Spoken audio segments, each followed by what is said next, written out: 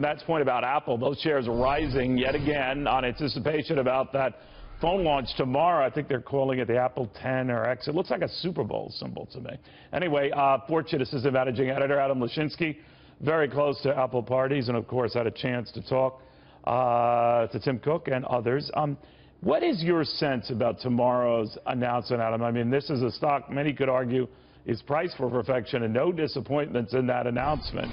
So this phone has got to deliver the goods, changes to the iWatch to make it even friendlier to consumers. That's got to be good. What are you anticipating?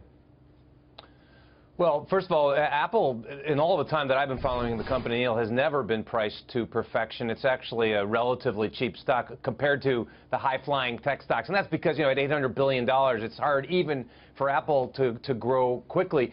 I think the big news today is that, news leaked that Apple's going to price this phone at $1,000 without any subsidies.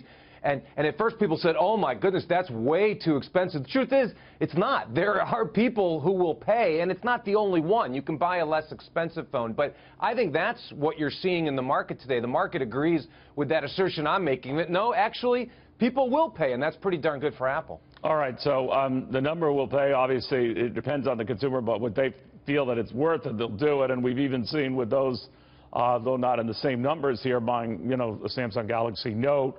That's a $1,000 phone when you put some extras in there. So I guess that price barrier isn't what it was, but it is still, a big hit for a lot of folks. I mean, they think that they can absorb that?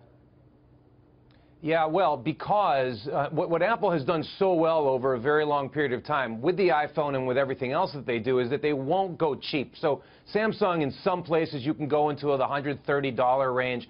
You can't do that with an Apple phone. So I don't think anyone expects them to sell, tens of millions of these $1,000 phones. They don't have to. They need to sell just enough to establish the high price point, Neil, and then hit their sweet spot, which is $200 to $300 less, which is still a lot of money, but far more within reach. Do you think they manufacture these shortages where you have to wait and wait and wait, and all of a sudden it's like this pent-up demand? I always get cynical about that.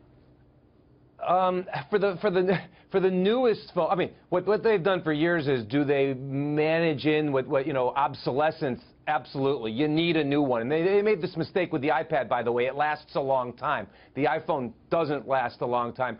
What I do believe is that when they bring out their newest phones, it's very hard for them to get it right, profoundly hard for them to get it right. So they can't do large volumes as quickly as they would like, and that's why they only aim for selling a relatively small number. Then as it's in the market for a year or so, they get better and better. The yields get better and better in the manufacturing. Gotcha. Now, meanwhile, it doesn't get as much press attention, maybe it should, that they're going to bring the watch up to speed so that you might not need a phone sort of, almost chained to it to be effective, right?